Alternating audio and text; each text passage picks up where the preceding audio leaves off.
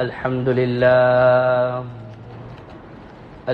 لله نحمده ونستعينه ونستغفره ونؤمن به ونتوكل عليه ونعوذ بالله من شرور أنفسنا ومن سيئات أعمالنا من يهده الله فلا مضل له ومن يضلله فلا هادي له أشهد أن لا إله إلا الله وحده لا شريك له وأشهد أن سيدنا محمدا عبده ورسوله صلى الله على سيدنا محمد وعلى آله وصحبه وسلم تسليما كثيرا أما بعد فإني أوصيكم ونفسي أولا بتقوى الله وأحذركم يوما عبوسا قمطريرا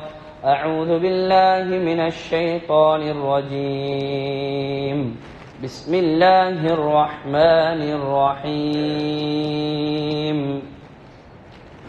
ونضع الموازين القسط ليوم القيامة فلا تظلم نفس شيئا وإن كان مثقال حبة من خردل أتينا بها وكفى بنا حاسبين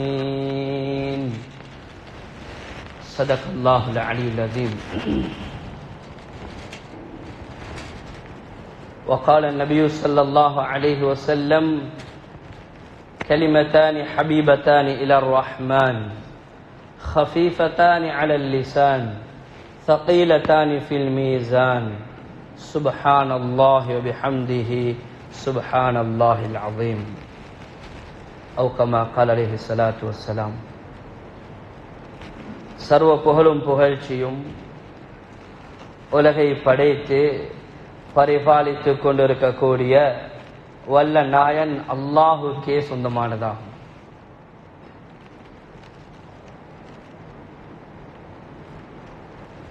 சாந்தியும் சமாதானமும் சலாத் என்ற கருணையும் சலாம் என்ற இடேற்றமும் உலகத்திற்கு ஒரு அருட்கொடையாக ரஹ்மத்துல்லில் ஆலமீனாக சையீதுல் அம்பியாவாக வந்துதித்த எம்முயிரிலும் மேலான முஹம்மது முஸ்தபா ஸல்லல்லாஹு அலைஹி வஸல்லம் அவர்கள் மீதிலும் அவர்களை பேரந்த உத்தம சஹாபாக்கள் கியாமத்துடைய நாள் வரைக்கும் அன்னாருடைய வழிமுறைகளை யாரெல்லாம் எடுத்து நடப்பார்களோ அப்படியான முஃமினான முஸ்லிமான ஆண்கள் பெண்கள் அனைவர்கள் மீதிலும் உண்டாவதாக. அல்லாஹ்வின் நல்லடியார்களே, பேரன்புமிக்கு பெரியவர்களே, சகோதரர்களே, அல்லாஹு சுப்ஹானஹு வ தஆலா உலகை படைத்தான், உலகை பரிபாலித்துக் கொண்டிருக்கிறான், உலகை ஆட்சி செய்து கொண்டிருக்கிறான். அந்த நிகரற்ற அல்லாஹ் உலகத்தில் வாழும் பொழுது எந்த விடயங்களை எல்லாம் எடுத்து நடக்குமாறு ஏவி இருக்கிறானோ அந்த விடயங்களை முடியுமான அளவு எடுத்து நடக்குமாறும், எவைகளை விட்டு தவிர்ந்து கொள்ளுமாறு எச்சரித்திருக்கின்றானோ அந்த விடயங்களை விட்டு முற்று முழுதாக தவிர்ந்து கொள்ளுமாறும், மேலும் எல்லா நிலைமைகளிலும் எல்லா இடங்களிலும் அல்லாஹ் ஒருவனையே அஞ்சு பயந்து கொள்ளுமாறும் முதற்கண் அடியனுக்கும் அடியனின் குடும்பத்தினருக்கும் அப்பாறு உங்களுக்கும் வசியத் என்ற அடிப்படையில் நலுபதேசம் புரிகின்றேன். அல்லாஹ்வின் நல்லடியார்களே, பேரன்புமிக்க பெரியவர்களே, சகோதரர்களே, அல்லாஹு சுப்ஹானஹு வ தஆலா உலகத்திலே ஒரு குறுகிய கால வாழ்க்கையை தந்து, ஒரு குறிப்பிட்ட கால வாழ்க்கையை தந்து அழிவே முடிவே இல்லாத நிரந்தரமான ஆகிரத்தை தயார் செய்வதற்காக வேண்டி அல்லாஹ் எங்களை அனுப்பியிருக்கிறான். உலகத்துடைய எம்முடைய வாழ்க்கையுடைய ஒவ்வொரு வினாடியும் ஒவ்வொரு நொடி பொழுதும் ஒன்று எம்முடைய சுவர்க்கத்தை தயார் செய்து கொண்டிருக்கிறது அல்லது நரகத்தை தயார் செய்து கொண்டிருக்கிறது. இரண்டில் ஒன்று முடிவு செய்யப்படாமல் அந்த நொடி பொழுது எம்மை கடப்பது கிடையாது, எம்மை விட்டு அது விடை கொடுப்பது கிடையாது. உதாரணமாக ஷரியத்துடைய சட்டம், இஸ்லாமிய சட்டம், எம்முடைய ஃபிக்ஹுடைய சட்டம், ஒரு ஆண் அவுரத்தை மறைத்து ஆடை அணிவது. அவுரத்தென்று வருகின்ற பொழுது முழங்காலுக்கு மேலால் உள்ள பகுதி, தொப்புளுக்கு கீழால் உள்ள பகுதி அவுரத், ஒரு ஆணுடைய அவுரத் எனப்படும். இது நபி ஸல்லல்லாஹு அலைஹி வஸல்லம் இதை மறைத்து ஆடை அணியுமாறு எங்களுக்கு வழிகாட்டி இருக்கிறார்கள். யாரெல்லாம் இந்த முறையில் தன்னுடைய ஆடை அணிவார்களோ, யாரெல்லாம் இப்படி மறைத்து ஆடை அணிந்து கொண்டிருப்பார்களோ, அவர்கள் அந்த அவுரத்தை மறைத்திருக்கும் காலமெல்லாம் அவருடைய பட்டோலையிலே நன்மை எழுதப்பட்டுக் கொண்டிருக்கிறது. அவர் நன்மையை சம்பாதித்துக் கொண்டிருக்கிறார். அதே போன்று நம்மிலே அதிகமானவர்களிடம் அல்லது ஒரு சிலரிடம் ஒரு பழக்கம் இருக்கிறது. வாலிபர்கள் என்று ஹைலைட் பண்ண முடியாது, இன்று வயோதிபர்களிடத்திலும் அது ஒரு சாதாரண விஷயம். மாலை அணிவார்கள், கழுத்திலே செயின் போடுவார்கள், கைக்கு ஒரு ரப்பர் பெண்டை போட்டுக் கொள்வார்கள், காதுக்கு ஒரு தொங்கட்டுவை காது போன்றை போட்டுக் கொள்வார்கள், ஒரு சைடில் மாத்திரம் காலுக்கு ஒரு ரப்பர் பெண்டை போட்டுக் கொள்வார்கள். சொன்னார்கள் அல்லாஹ்வுடைய தூதர் ஸல்லல்லாஹு அலைஹி வஸல்லம், எந்த ஆண் பெண்ணுக்கு ஒப்பாகுவானோ, இந்த பெண் ஆணுக்கு ஒப்பாகுவாளோ, இவர்கள் மீது என்னுடைய அல்லாஹுடைய ரசூலுடைய சாபம் உண்டாகட்டும். இவர் இந்த வழிமுறையை, இந்த யஹூதியத்தை, இந்த நசரானியத்தை பின்பற்றும் காலமெல்லாம் அவருடைய பட்டோலையிலே பாவம் பதிவு செய்யப்பட்டுக் கொண்டிருக்கிறது. இந்த நிலைமையில் அவர் மரணித்தால், இந்த நிலைமையில் அல்லாஹ்வை சந்தித்தால், அல்லாஹுடைய ரசூலுடைய சாபத்தை பெற்றவர்களாக உலகை விட்டு பிரிகின்றார். அல்லாஹுடைய ரசூலுடைய சாபத்தை பெற்றுக் கொண்டிருந்த நிலைமையில் அவர் உலகத்திலிருந்து பிரிகின்றார். இன்ஷா அல்லாஹ் கியாமத்துடைய நாளையில் அதே சாபத்தோடு எழுப்பாட்டப்படுவார். எப்படி வாழ்வீர்களோ அப்படி மரணிப்பீர்கள், எப்படி மரணிப்பீர்களோ அப்படி எழுப்பாட்டப்படுவீர்கள். இது ஹதீஸ். எனவே அல்லாஹ்வின் நல்லடியார்களே, பேரன்புமிக்க பெரியவர்களே, சகோதரர்களே, பல ஜுமாக்களை நாங்கள் கேட்டிருக்கிறோம். இந்த நேரத்தில் இந்த நாட்டில் 2400க்கும் மேற்பட்ட மஸ்ஜிதுகளில் ஹுதுபாக்கள் நிகழ்த்தப்படுகிறது. மிம்பர் மேடைகளில் அல்லாஹுடைய ரசூலுடைய வார்த்தைகள் பேசப்படுகிறது. ஹுதுபாக்களுடைய மிம்பர் மேடைகளுடைய நோக்கம் அது ஒரு விமர்சனமாக, ஒரு சர்டிபிகேட் கொடுக்கிற ஒரு இடமாக, ஒரு சான்றிதழ் வழங்கப்படுகின்ற இடமாக நாங்கள் அமைத்துக் கொண்டிருக்கிறோம். மிம்பருடைய மேடைகள் 23 வருட காலம் அதற்காக பயன்படுத்தப்பட்டதல்ல. இவருடைய பயான் நல்லா இருக்குது, இவருடைய பயான் சத்தமா இருக்குது, இவருடைய பயான் கொஞ்சம் அப்படி, இவர் நல்லா இருந்துச்சு, அல்லது இத பேசி இருக்க கூடாது, நேரத்தோட முடிச்சிட்டாரு, கால தாமதமா முடிச்சிட்டாரு, இப்படி மிம்பருடைய மேடைகள் விமர்சன மேடைகளாக இன்று சமூகத்திலே அறிமுகப்படுத்தப்பட்டிருக்கின்றமை நாம் அனைவரும் அறிந்த ஒரு விடயம்.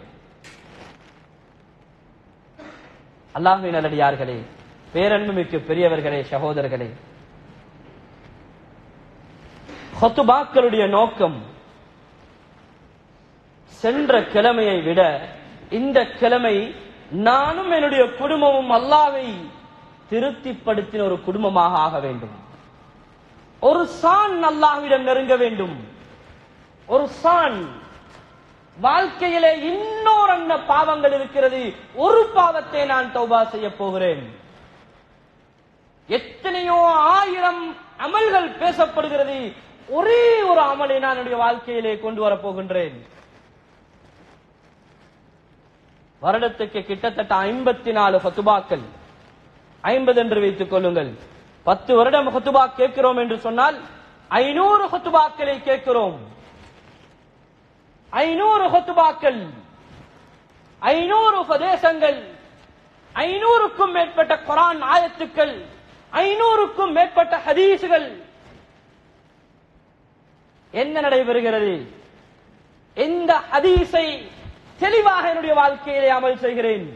இந்த ஹதீஸை நான் அமல் செய்கிறேன். இந்த ஹதீஸுடைய தரம் எனக்கு தெரியும். இந்த ஹதீஸை நான் படித்திருக்கிறேன்.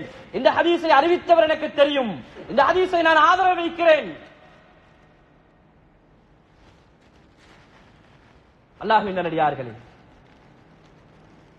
ஒரு நோயாளி வருகிறார். ஹுதுபாவை கவனமாக கேட்போம். இடையில் இடையில் சில துஆக்களை, சில விஷயங்களை சுட்டி காட்டுவேன். ஒரு நோயாளி வருகிறார். ஒரு காலோடைந்த நபர் வருகிறார். ஒரு கண் தெரியாத நபர் வருகிறார். அல்ஹம்துலில்லாஹி அல்லதி ஆஃபானி மிம்ம பதலாக பிஹி வ ஃபضலனி அலா கஸீரின் மிம்மன் خلق தஃதீலா என்ற துஆவை யார் ஓதுவாரோ ஒரு ரிவாயத்தின் படிக்கு அல்லாஹ் மௌத் வரைக்கும் அவருக்கு அந்த நோயை விட்டு பாதுகாப்பு கொடுப்பான். இந்த ஹதீஸை அறிவித்த சஹாபி சொல்லுகிறார், இந்த துஆவை நீங்கள் ஓதி அந்த நோய் உங்களுக்கு வந்தால் கயாமத்திலே எனக்கு எதிராக வழக்கு போடுங்கள், எனக்கு எதிராக அல்லாஹ்விடத்திலே வழக்காடுங்கள் என்று சொன்னார்கள். எவ்வளவு பெருமதியான துஆ இந்த துஆ! இது ஒரு ஹதீஸ். இப்படி ஒவ்வொன்றாக எடுத்து பார்க்கின்ற பொழுது இவ்வளவு நாள் கேட்ட ஹுதுபால என்னுடைய வாழ்க்கையில் எனக்கு எத்தனை துஆ பாடம், எத்தனை நன்மைகளை செய்கிறேன், எத்தனை சுன்னாக்களை பின்பற்றுகிறேன், எத்தனை பாவங்களை விட்டிருக்கிறேன், எத்தனை ஹராத்திற்கு தௌபா செய்திருக்கிறேன். ஏதோ ஒரு சம்பிரதாயம் போன்று, சடங்கு போன்று வருகிறோம், ஜும்ஆ கேட்கிறோம், தொழுகின்றோம், செல்கிறோம். அல்லாஹ்வின் நல்லடியார்களே, இன்றிலிருந்தாவது, இந்த ரபியுல் அவ்வலுடைய ஆரம்ப கட்டத்தில் இருந்தாவது நம்முடைய வாழ்க்கையுடைய ஹுதுபாக்களை நாங்கள் ஒரு சிறப்பான ஹுதுபாக்களாக, சிறப்பான வெள்ளிக்கிழமைகளாக, சிறப்பான ஜும்ஆக்களாக மாற்றுவதற்கு நாம் அனைவரும் முயற்சி செய்ய நியத்து வைத்துக் கொள்வோம். அல்லாஹ்வின் நல்லடியார்களே, என் அன்பின் சகோதரர்களே, உலகத்தில் நாங்கள் ஒரு குறிப்பிட்ட காலம் வாழ வந்திருக்கிறோம். ஒரு 60 வருஷம், 70 வருஷம். அதிகமான மரணங்களை கேட்கிறோம். சென்ற கிழமையுடைய ஆனுவல் ரிப்போர்ட், நம்முடைய நாட்டில் இலங்கையில் 4 மணித்தியாலத்துக்கு ஒருவர் தற்கொலை செய்து கொள்கிறார். ஒரு நாளைக்கு 9 பேர் இந்த சின்ன நாட்டுக்குள்ள தற்கொலை செஞ்சு கொள்றாங்க. வருஷத்துக்கு கணக்கு பாருங்கள். ஏதோ இப்படி நிறைய மரணங்களை கேட்கிறோம். நிம்மதி இல்லை என்று சொல்கிறோம், நேரம் இல்லை என்று சொல்கிறோம், சம்பாதிப்பது போதா என்று சொல்கிறோம். ஏன் எங்களுக்கு இந்த அவலநிலை என்று எல்லா இடங்களிலும் பேசுகிறோம். அல்லாஹ்வின் நல்லடியார்களே, பேரன்மைமிக்க பெரியவர்களே, ஒரு மனிதன் எப்படி வாழ்ந்தாலும் எப்படி இருந்தாலும் ஒரு குறிப்பிட்ட காலம் உலகத்திலே வாழ்ந்து ஒரு ஜாதை, ஒரு கட்டுச்சாதனத்தை எடுத்துக்கொண்டு போக வேண்டும். நாங்கள் எல்லாம் ஒரு பிரயாணிகள், பயணம் செய்பவர்கள். இங்கே சம்பாதித்துக் கொண்டு அங்கே செல்ல வேண்டும். எதை நாங்கள் விளைச்சலில் விளைக்கின்றோமோ அதை அறுவடை செய்வோம். எம்முடைய முதலை போட்டு, கேபிட்டலை போட்டு எவ்வளவு முயற்சி செய்கிறோமோ அவ்வளவு ப்ராஃபிட்டை அடைவோம். நாம் அறிந்த உண்மை. உலகத்திலே 50 வருஷம், 40 வருஷம், 70 வருஷம் வாழ்கிறோம். நாங்கள் ஏதோ ஒன்றை சம்பாதித்துக் கொண்டுதான் இருக்கிறோம். ஒன்று பாவத்தை அல்லது நன்மையை. இது ஒரு நிதர்சனமான உண்மை. நாம் எல்லாம் எடுத்துக்கொண்டு போய் இவைகளுக்குரிய கூலி எங்களுக்கு எப்படி கொடுக்கப்படும்? எப்படி கொடுக்கப்படும்? சுவர்க்கம் இருக்கிறது, நரகம் இருக்கிறது. ஒவ்வொரு சுவர்க்கமும் விசாலமானது. ஒவ்வொரு சுவர்க்கம் 100 அந்தஸ்துக்களை, தரஜாக்களை கொண்டது. ஒவ்வொரு அந்தஸ்துக்கும் மத்தியிலே வானம் பூமிக்கு இடைப்பட்ட தூரம் அளவு. முதலாவது சுவர்க்கம் வெள்ளியிலால் ஆனது, 2வது சுவர்க்கம் தங்கத்திலால் ஆனது, 3வது சுவர்க்கம் மரகதத்திலானது, 4வது சுவர்க்கம் வைடூரியத்தினால் ஆனது. இப்படி வர்ணனைகள் ஏராளம். இவைகளை எல்லாம் அனுபவிக்க நாங்கள் செல்ல தயாராகிறோம். எப்படி எடுத்துக்கொண்டு போகிறோம், அங்கே எப்படி கணக்கு போடப்படும். அல்லாஹ்வின் நல்லடியார்களே, பேரன்மிக்கு பெரியர்களே, குர்ஆன்ல அல்லாஹ் வல் வஸ்னு யௌமஇதினில் ஹக் فمن ثقلت موازينه فأولئك هم المفلحون ومن خفت موازينه فأولئك الذين خسروا أنفسهم بما كانوا بآياتنا يظلمون والوزن يومئذ الحق. அமல்கள் நிறுக்கப்படும், அமல்களும் நிறுக்கப்படும், பாவமும் நிறுக்கப்படும். நாளைய கியாமத்துடைய நாளையில் உங்களுடைய அமல்கள் நிறுக்கப்படும். மீசான் என்று நாங்கள் சொல்லுகிறோமே, இந்த மீசான் என்கின்ற தராசில், மீசான் என்றால் தராசி, இந்த மீசானிலே எங்களுடைய அமல்கள் நிறுக்கப்படும். فمن يعمل مثقال ذرة خيرا يره ومن يعمل مثقال ذرة شرا يره. உலகத்திலே ஒரு அணுப்பிரமாணம் அளவு, அணுப்பிரமாணம் அளவு நன்மை செய்திருந்தால் அதுவும் நாளைய கியாமத்திலே நிறுக்கப்படும். அணுப்பிரமாணம் அளவு. அணு என்றால் என்ன? எதனை அல் ஜுஸ்உல் லதி லா யதஜஸ்ஸா, எதனை இரண்டாக பிரிக்க முடியாதோ அதுதான் அணு. மனிதனுடைய கண் பார்வைகளுக்கு அப்பாற்பட்டது. இந்த அணு பிரமாணம் அளவு பாவம் செய்திருந்தாலும் அதையும் அல்லாஹ் அங்கே நிறுப்பான். ஃபலா துظلمு நஃப்ஸுன் ஷைஆ. எந்த ஒரு ஆத்மாவுக்கும் அங்க அநியாயம் நடக்காது. என்ன மன்னிச்சு என்ன நன்மையை கூட்டி உங்களோட நன்மையை குறைக்க போறது, அது உங்களுக்கு செய்யற அநியாயம். உங்கள ஒரு ஆள் நன்மையை கூட்டி ஏண்ட பாவத்தை கூட்டினா அது எனக்கு செய்யற அநியாயம். ஃபலா துظلمு நஃப்ஸுன் ஷைஆ.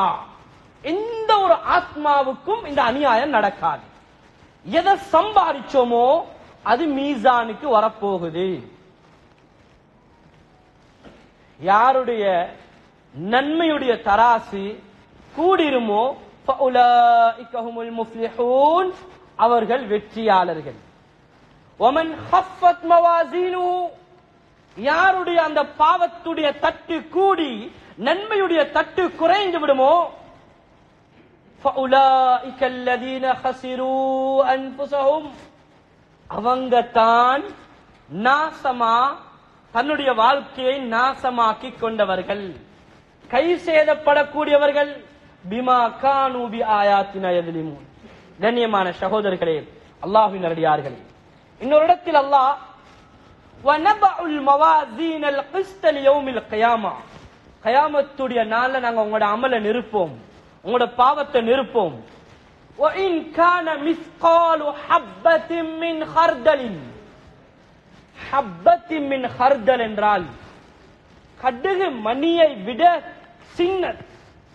இதுக்குத்தான் சொன்னேன் அணு பிரமாணம். அதைனா பிஹா, அதைனா பிஹா.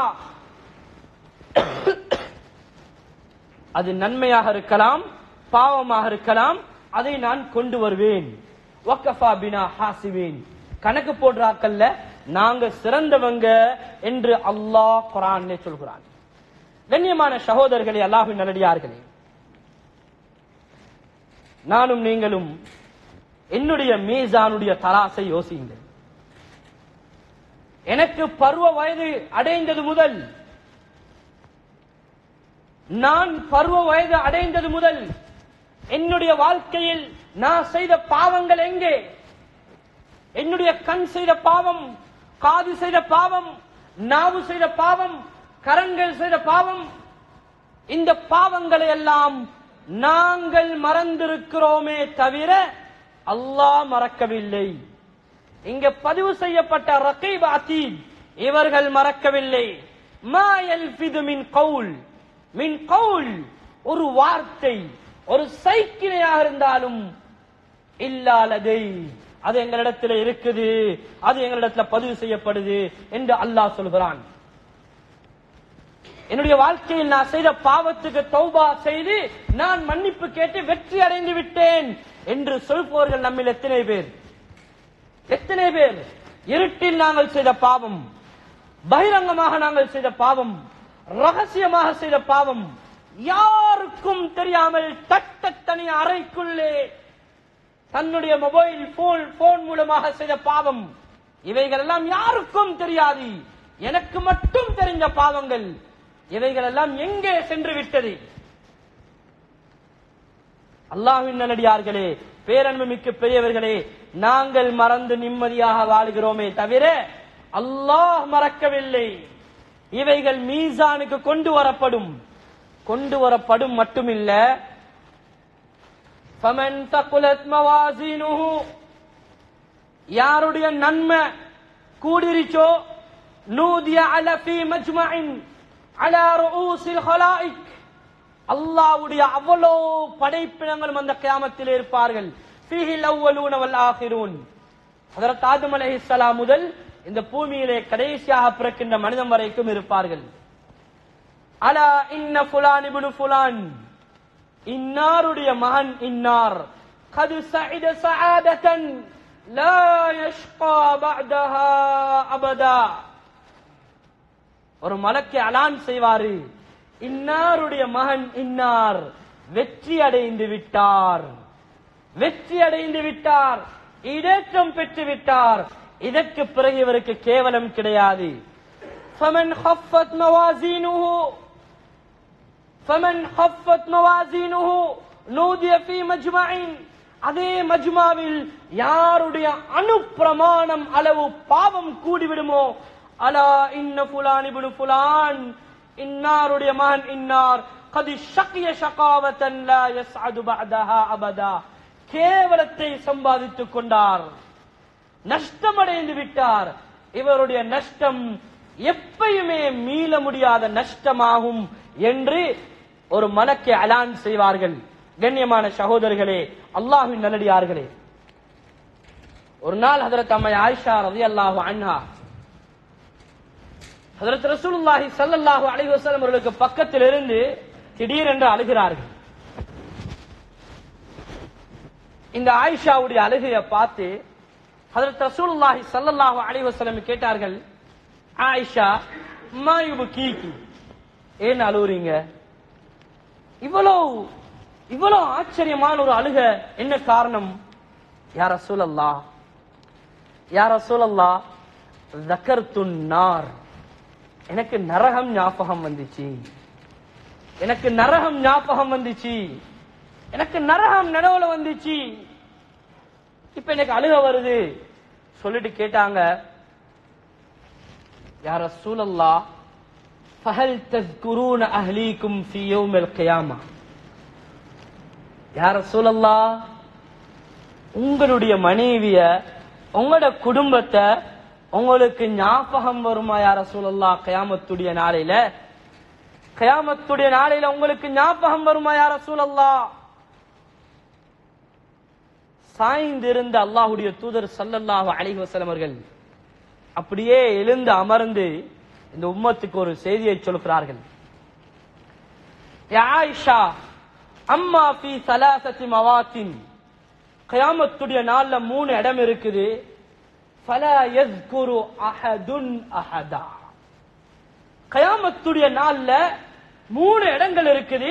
இங்க யாரும் யாரையும் ஞாபகப்படுத்திக் கொள்ள மாட்டார்கள், யாருக்கும் யாரையும் ஞாபகம் வராது சொல்லிவிட்டு சொன்னார்கள், முதலாவது ஐண்டல் மீசான் தராசி, நன்மையும் தீமையும் நிறுக்கப்படுற அந்த இடத்துல யாருக்கும் ஞாபகம் வராது.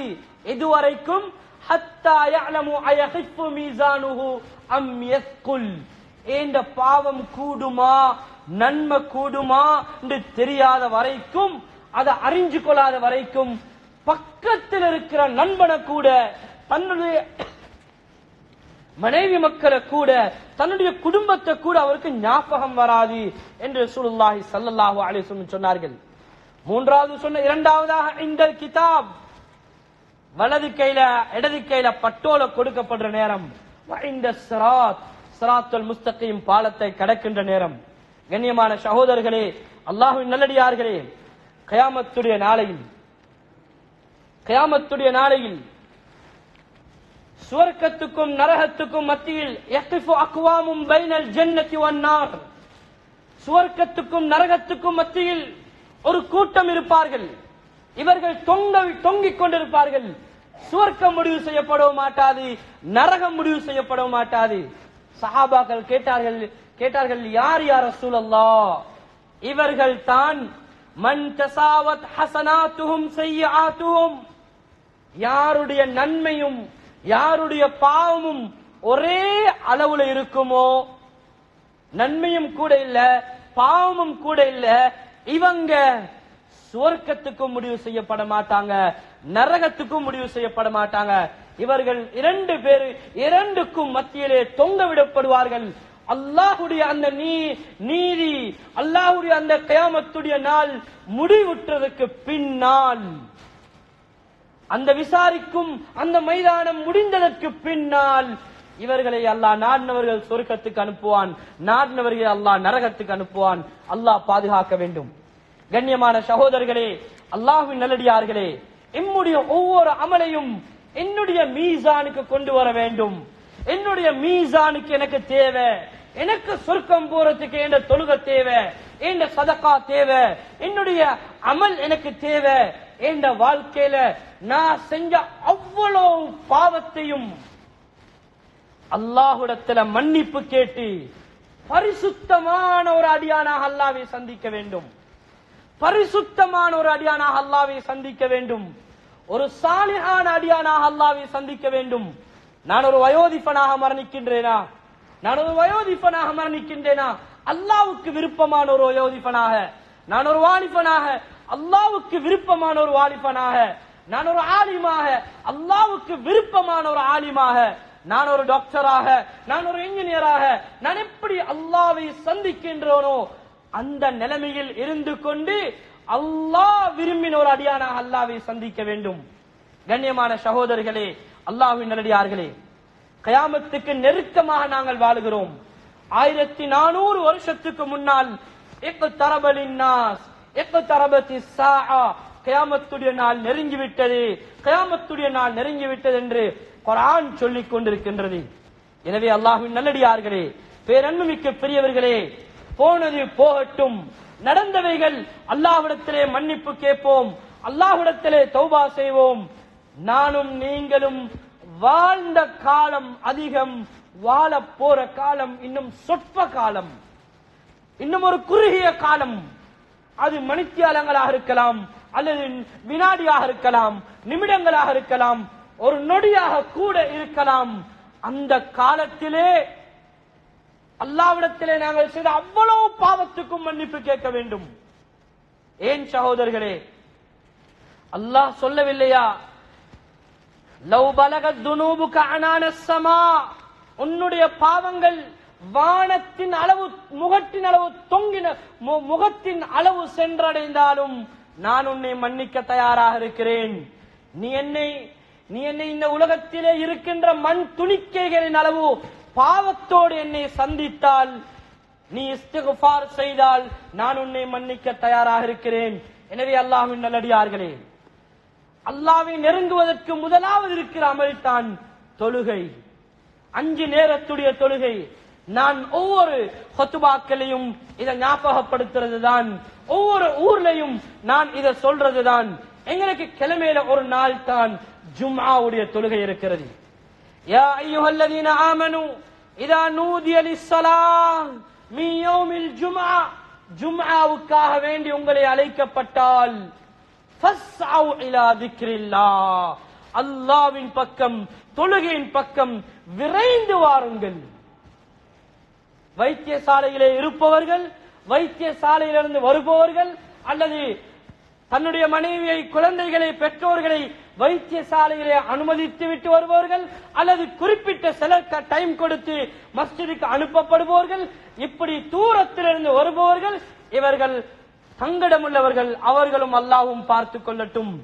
என்னுடைய கடமை உங்களுக்கு ஒரு விடயத்தை ஞாபகப்படுத்துகிறேன். நான் 10 வருஷம் ஜும்ஆவுக்கு வருகிறேன். 10 வருஷமும் இமாம் மிம்பர் ஏறுகின்ற பொழுது நான் இந்த பள்ளிக்குள்ள இல்லண்டா உங்களோட பேரு ஜும்ஆ எழுதின அந்த பட்டோடு எழுதப்படாது. எப்படி இந்த ஜும்ஆ மீசானுக்கு வரும்? பள்ளிக்கு போகலண்டா ஜும்மாக்கு கூட இல்லன்றா, அதுக்காக வேண்டி பள்ளிக்கு வருவோம். ஜும்மாக்கு கூட வாரான் இல்லையே, இந்த சமூகத்துல ஒதுக்குவாங்கன்றதுக்காக பள்ளிக்கு வருவோம். நான் ஆரம்பத்திலே சொன்னேன், ஒவ்வொரு ஜும்ஆவுடைய இந்த மெசேஜ் உம்மத்துக்கு போகுதில்லை, இந்த மெசேஜ் வாலிபர்களுக்கு போகுதில்லை, இந்த மெசேஜ் பின்னால வாரவங்களுக்கு போகுதில்லை.